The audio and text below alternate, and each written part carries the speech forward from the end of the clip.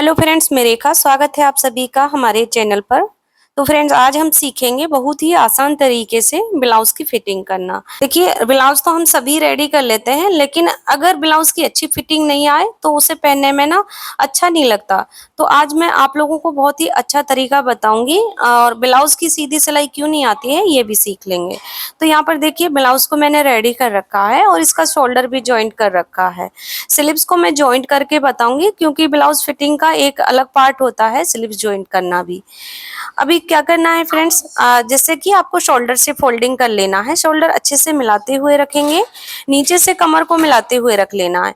अब साइड से आपका सेंटर से यानी कोई भी पल्ला बाहर निकल रहा है उसे देख लीजिए, और जैसे हम शोल्डर से फोल्डिंग किए हैं, कोई भी पल्ले की आर्मोल बड़ी है ना, उसे छांट दीजिए, यानी बिल्कुल लेवल में कर लेना है कमर से मिलाने के बाद से।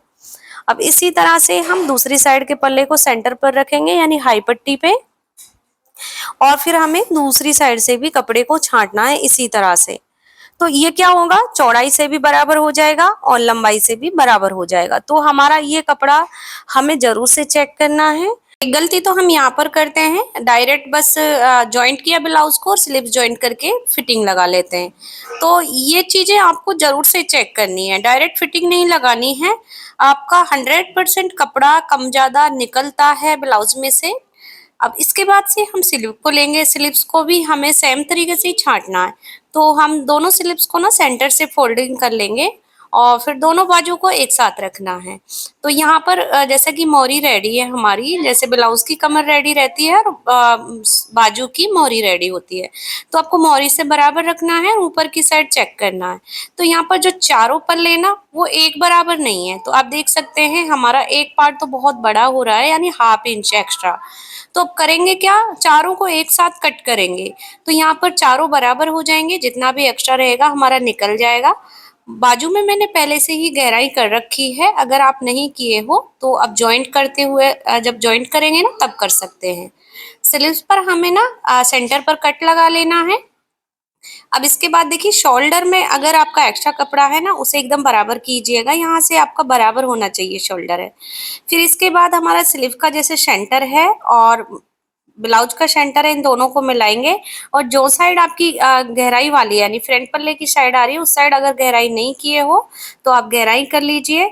मैं यहाँ पर कर रखी हूँ इसीलिए नहीं कर रही हूँ अभी।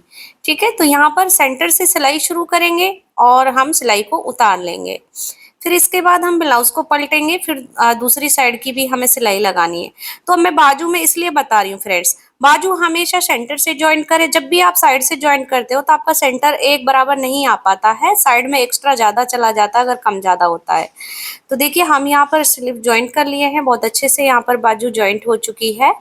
अब फिर से सेम तरीके से ही हमें ना दूसरी साइड की भी सेंटर से ही शुरू करनी है सिलाई।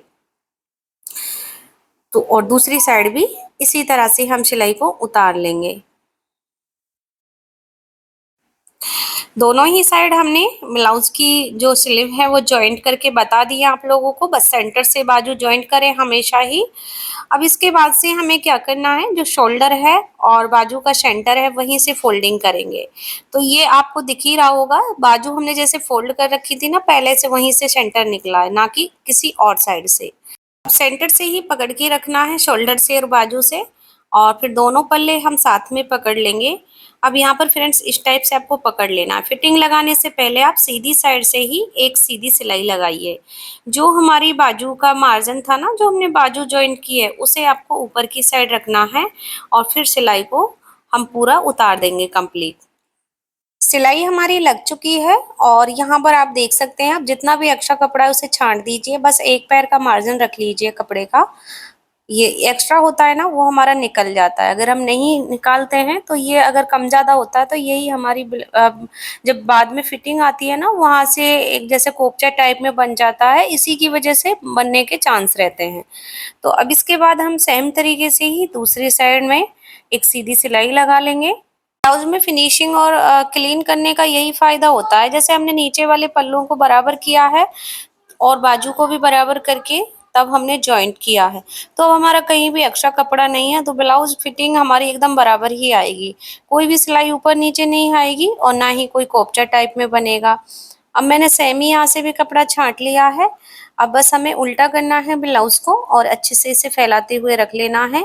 यहाँ पर जो हमारा ब्लाउज है ना प्रिंसेस कट पर है, तो ये ना फ्रंट ओपन नहीं है, बैक ओपन है। आपका चाहे 4 टक्स हो या फिर प्रिंसेस कट हो, सेम ही तरीका रहता है फिटिंग लगाने का। बस आप सेंटर से सेंटर को मिलाकर रख लीजिए। अब जैसे ये हाई हुक की पट्टी है बैक पर, तो इन्हें आपस में मिलाते हुए रखेंगे। तो अभी हमें क्या करना है, ब्लाउज का सेंटर कर लेना है, यानी जो फ्रंट पल्ला है ना उस पर हम सेंटर कर लेंगे। तो आप आगे से भी फिटिंग लगाओगे उल्टी साइड से सीधी साइड से, तो आपका सेम ही मार्जिन आने वाला है। अगर 4 टक्स है तो आपको जो आई पट्टी होती है ना उसे छोड़ते हुए मार्किंग करनी है, क्योंकि उसमें हम फिटिंग है जो फ्रंट पल्ले से ही लगाते हैं और हुक पट्टी को नहीं छोड़ना है। तो मैं सेंटर पर मार्किंग की हूँ। अब यहीं से हम अपनी साइज का चौथा भाग लेंगे। तो हम इस फिटिंग को ना 38 साइज पर दे रहे हैं, तो 9.5 इंच हमारा 38 का चौथा भाग आएगा। आपकी जो भी साइज है, जिस साइज से भी बनाया है, आप अपने हिसाब से ले लीजिएगा। तो यहाँ पर हम कमर का लेंगे, तो कमर हमारी 32 है, तो 32 का चौथा भाग हमारा 8 इंच आएगा इस तरह से।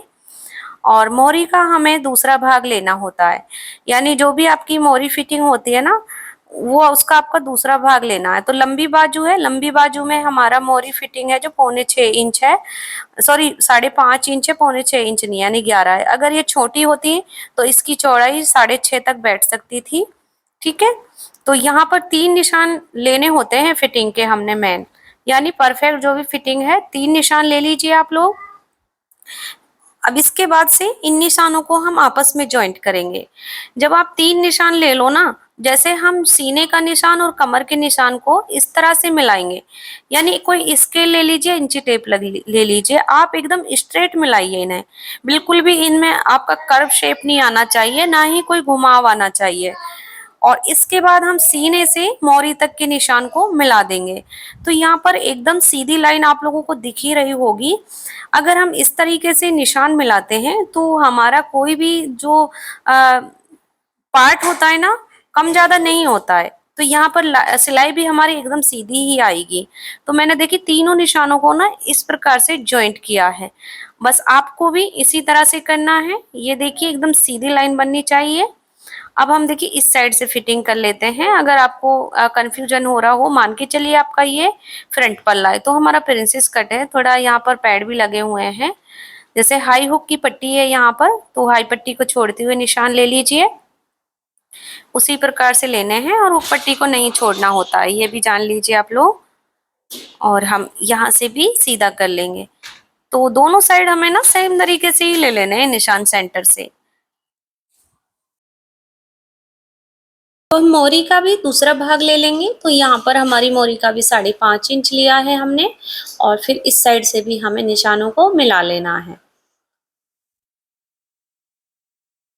तो फ्रेंड्स देखिए मैंने चारों तरफ ना निशान बराबर ही लिए हैं। अभी देख सकते हो मैंने इस साइड से जब लगाए थे ना, वहीं पर हमारा इस साइड से भी निकल कर आया।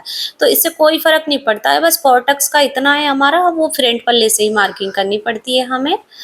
अब हमें सेम तरीके से ही यहाँ पर सिलाई लगा लेनी है। तो जैसे हमने लाइन सीधी बनाई है ना, उसी लाइन पर हमें सिलाई लगाते जाना है, एकदम सीधी। और सिलाई को बिल्कुल भी घुमाव नहीं देना है। सिलाई पे आप खास ध्यान रखें, अगर थोड़ा भी घुमाव हुआ बाहर की तरफ या भीतर की तरफ, उससे ही आपकी फिटिंग खराब हो सकती है।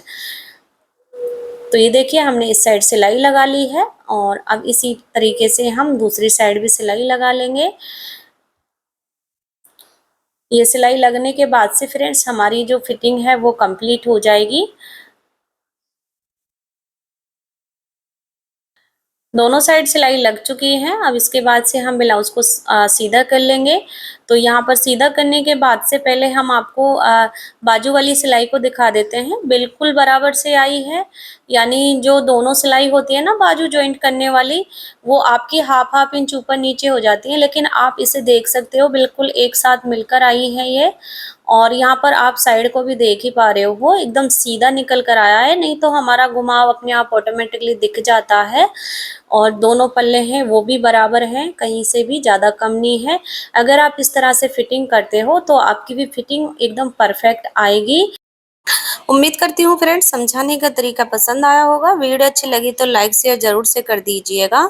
अभी तक आप लोगों ने हमारे चैनल को सब्सक्राइब नहीं किया तो प्लीज चैनल को सब्सक्राइब कर लीजिए।